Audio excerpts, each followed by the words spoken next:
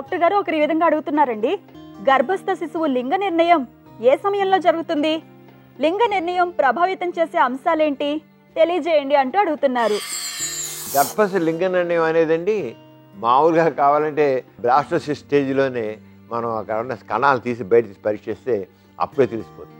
అంటే ఒక వారం రోజుల్లోనే గర్భస్థ పిండం ఏర్పడే పిండం నిర్మాణం మొదటి దశలోనే అది ఆడ శిశువా మగ శిశువా చెప్పచ్చు.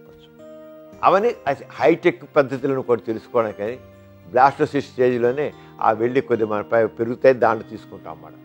అంటే అక్కడ శిశువుకి అభ్యంతరం ఉండదు, తీయచ్చు. కానీ లింగ నిర్ణయం ఇల్లీగల్, చట్ట విరుద్ధము. గర్భ శిశువు ఆడ శిశువా మగ శిశువు అని తెలుసుకోవడానికి వీలు లేదు.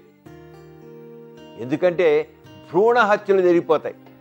ఆడపిల్లని తీసేస్తారు, ఫ్యూటసైడ్. అంచేత లింగ నిర్ధారణ అనేది చేయడానికి వీలు లేదు.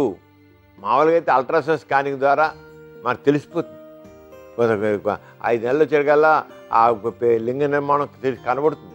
కానీ ఎవ్వళ్ళు చెప్పడానికి వీల్లేదు. చెప్పారంటే లైసెన్స్ క్యాన్సిల్, అంతే. తీసుకెళ్ళి 10 సంవత్సరాలు జైలు పాటిస్తారు.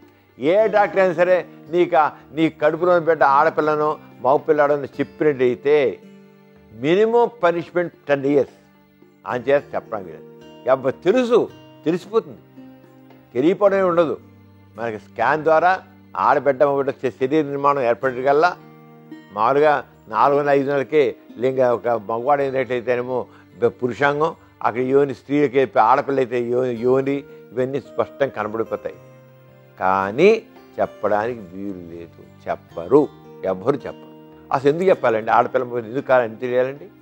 ఆడపిల్ల అయినా మగపిల్ల ఒకటే. ఎందుకు ఆ డిఫరెన్సియేషన్ కావాలి? అసలు బిడ్డే, ఆడపిల్ల మగపిల్లచ్చు.